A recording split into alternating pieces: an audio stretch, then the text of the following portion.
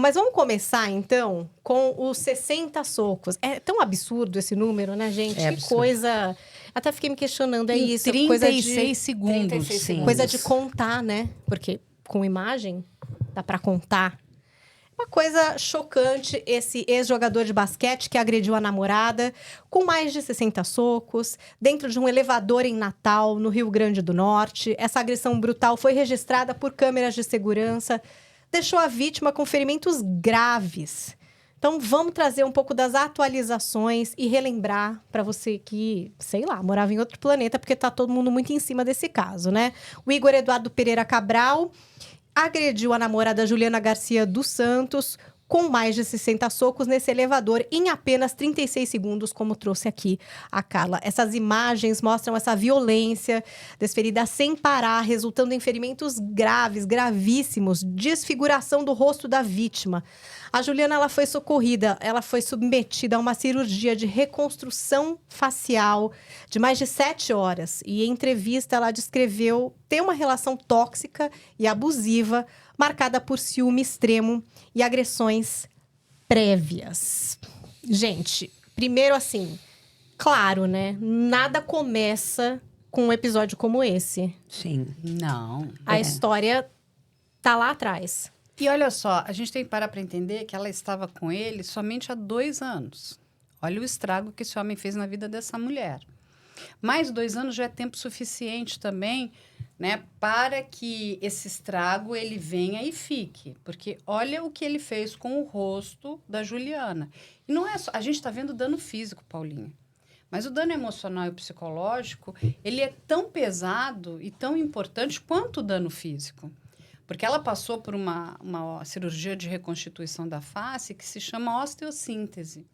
Ou seja, ela teve toda a parte direita do rosto bastante comprometida. Aqui embaixo, né, dessa parte do globo ocular, o nariz, a mandíbula e fora lesões aqui na cabeça, porque enquanto ele batia, ele desferia, o chão do elevador é duro, a cabeça tem um impacto. E está recebendo soco. Ele era uma máquina mortífera.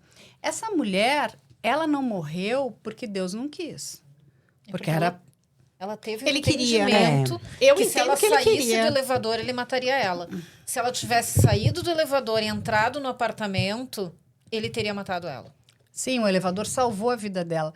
Mas, ao mesmo tempo, quando a gente para entender toda a dinâmica, né? Porque eles estavam na piscina e aí estavam recepcionando amigos. E tem uma troca aqui de um amigo que diz que iria, que não iria. Aí o namorado pede para ver, ele quer mostrar para um outro amigo. Tem uma invasão da privacidade dessa mulher que, assim, é um absurdo. Ou seja, fazendo pouco dela. E aí a gente começa a entender o perfil desse agressor também. Porque ele está muito desconfiado dela, não tá? Como se isso justificasse qualquer agressão e não justifica. Mas quando a gente para olhar, porque ele é uma pessoa extremamente narcisista, né? Então ele tem um grande espelho na frente dele, ele está falando dele. O tempo todo ele está falando dele. Por quê? Novamente, né? Quem andou lá no X, o famoso To Hitler, tinham threads e threads de uma ex-namorada dele, né? Uma mulher com a qual ele mantinha um relacionamento, uma mulher trans, e aí sem nenhum tipo Sem de juízo de preconceito. valor, sem Exatamente, nada, apenas nenhum. que Só aconteceu. constatando, porque ela vai colocar aqui algumas informações que são tanto quanto peculiares. Né? Primeiro quem traía? Era ele que traía a Juliana, e não ao contrário. Então, Sim. assim, ele está falando dele, porque ele estava se relacionando com essa mulher. E ela vai começar a expor conversas. E numa das falas dela, ela ainda chega a dizer o seguinte: eu tinha que explicar para ele de quem era o papel de homem e mulher nessa relação. Para, né, bom entendedor, pouquíssimas palavras já bastam. Então, a gente começa até a entender, será que ele realmente não tinha uma aversão à figura feminina, né? Porque para você desferir essa quantidade de golpes no rosto, ou seja, eu quero te aniquilar, eu quero que você não exista mais. Porque não é que ele batia nela inteira. Ele batia só na face. né? É comum que a gente veja agressão à mulher nesse sentido no rosto. Ácido, facada no rosto, algo que vai deixar uma Marca. lesão, uma marca, né, nesse sentido dessa objetificação da mulher nesse contexto do relacionamento. Então, é como se a mulher subjugada ali sendo um objeto dele. Então, se ele é o poderoso, se ela não for ficar com ele, ela não vai ficar com mais ninguém. Então, ele precisa lesioná-la. E nesse caso dos 60 socos, né, Paulinha? 61. 61, né? É evidente que é uma tentativa de feminicídio. E esse crime só não se consome, né, por circunstâncias alheias à vontade dele. Porque, na verdade, a vontade dele era matar. A gente, analisando as imagens ali, fica bem claro isso. Que não ia parar, né? Ele, inclusive, teria falado pra ela que ela ia morrer. Ele anuncia, ele fala, eu vou te matar, eu vou te matar. Algumas testemunhas Tem um teriam ouvido bilhete isso. dela que traz isso, né? Que traz esse medo, essa certeza de que pelo menos apanhar ela iria. Sim. E que ela já temia que ele fosse tentar matá-la. E esse é o ciclo da violência doméstica num relacionamento abusivo, né? O homem agressor, ele vai começar aos poucos. Ele vai começar com alguns sinais, ele vai se aprimorar nessa violência. Então, no mesmo dia, ele já tinha quebrado o celular dela, né? Então, ele já tinha tido uma violência patrimonial em relação a ela. Violência psicológica, porque estava ameaçando, estava xingando. E isso vai, nesses 2 anos de relacionamento, também se mostrando. Então, o relacionamento vai ficando cada vez pior. O autor do crime de violência doméstica, ele vai ficando... ele vai sentindo essa impunidade, porque a mulher, às vezes, não consegue notificar a polícia, não consegue lavrar um boletim de ocorrência, enfim, não consegue sair dessa relação. Então, ele vai ficando cada vez mais ousado. Vai escalando. Né? Vai escalando, tem uma progressão nessa violência no curso do relacionamento. E esse já era o 3º celular. Ele já havia quebrado 2 outros celulares. Ela até relata que um deles, ele vai pisar, quebrar. Ou seja, ele é uma pessoa completamente fora de controle, né? Ele está completamente descontrolado. Inclusive, ele vai fazer um gesto, né? Na hora que ele levanta os punhos e fala, chama a polícia, né?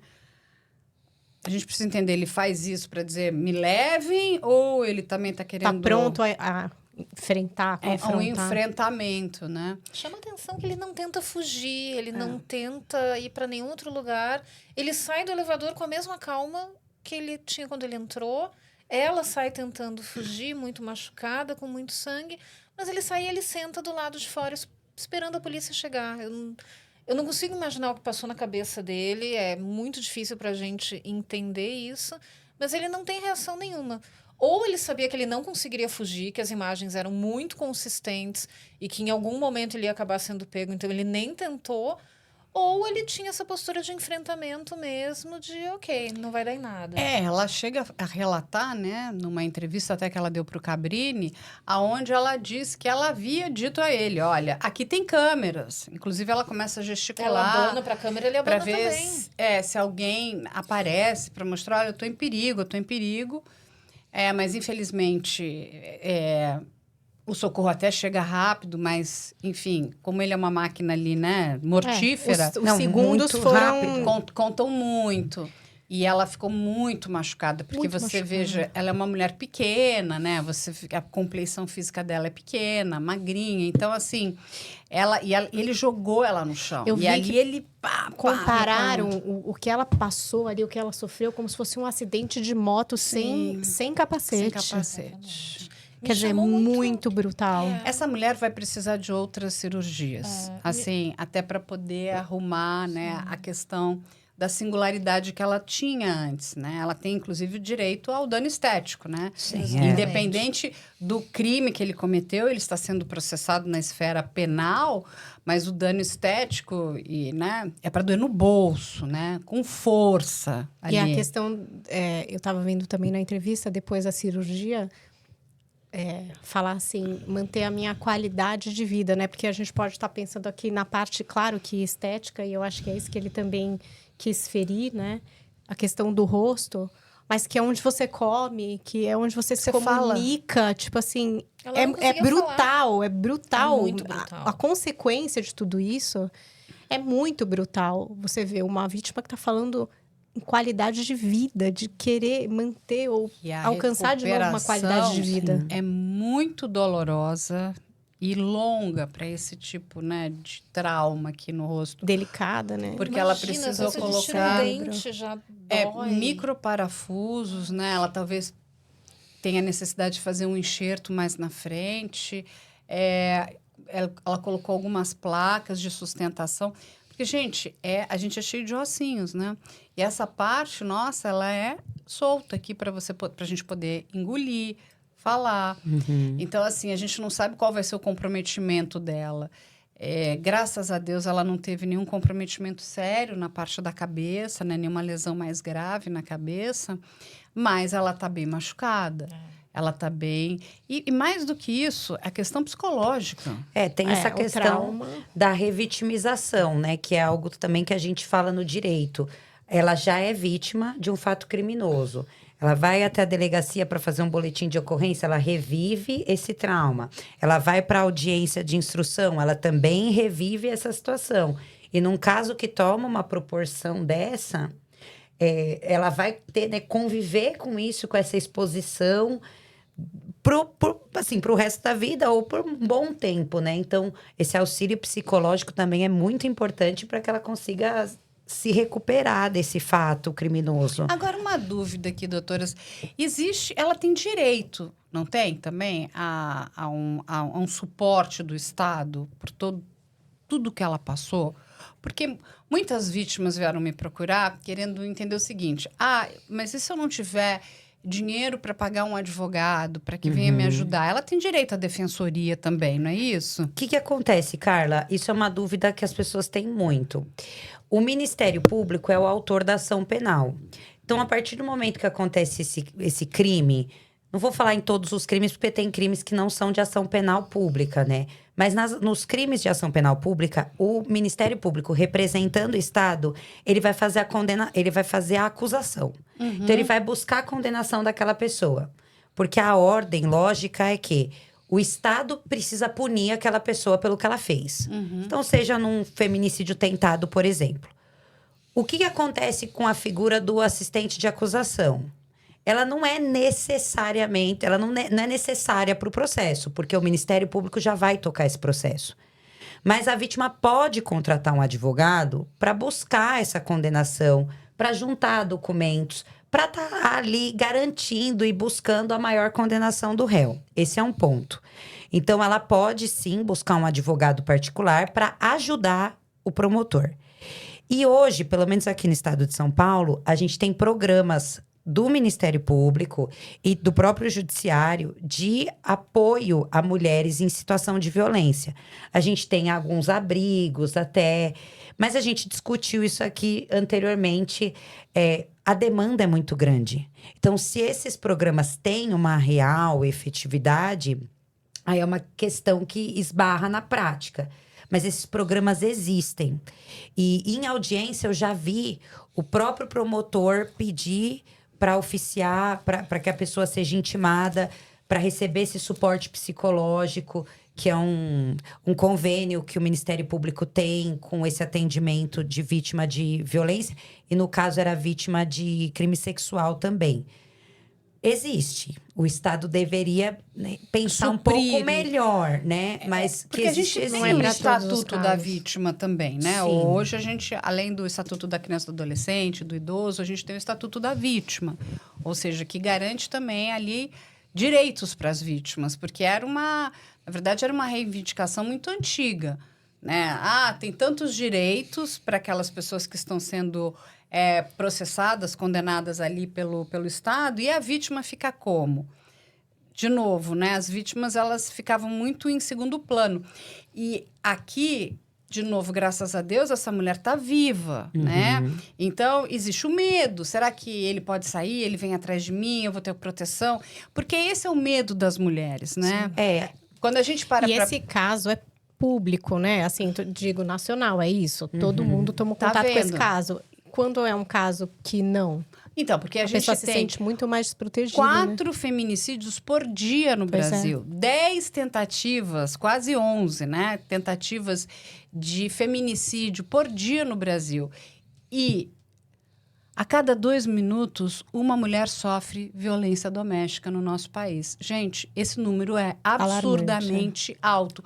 Todos os outros crimes diminuíram e, infelizmente, esse continua crescendo. E vai crescer cada vez mais, porque agora o feminicídio é um crime autônomo.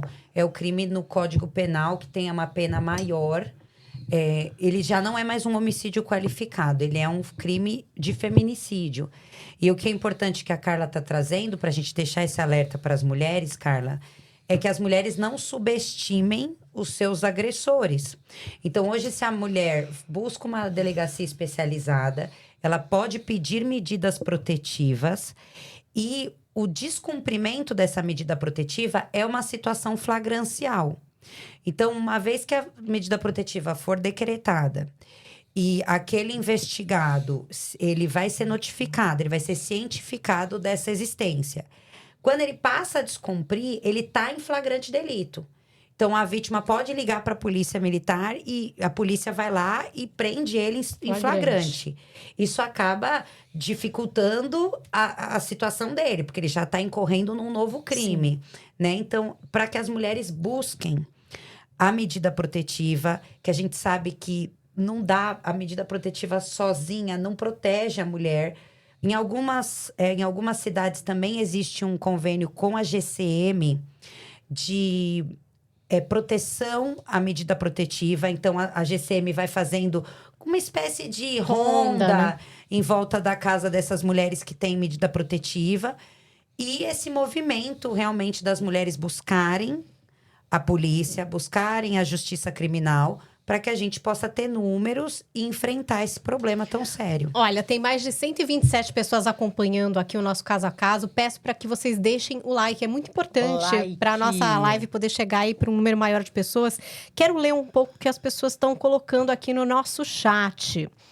Olha, a Kênia Perdigão diz o seguinte, ó. Quando ele coloca as mãos para ser algemado, quer dizer que continuo no controle, eu estou mandando me prenderem.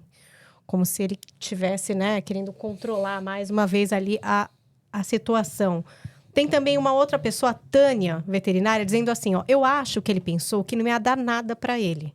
Que ia sair na audiência de custódia e depois pagar umas cestas básicas. Isso passou na minha cabeça também. Na minha também. Eu concordo com ela, porque acontece, tá, gente? Mais do que a gente imagina, é porque esse caso ganhou uma comoção, né, Hannah? Porque se não tivesse ganhado essa comoção, eu já vi histórias assim que são assustadoras. Sim. E aí ele achou, bom, eu tô aqui, vou dar um jeito, né? Como se fosse possível dar um jeito. É que, assim, ali a delegada é muito diligente, está muito, sabe, inteirada do caso, inclusive.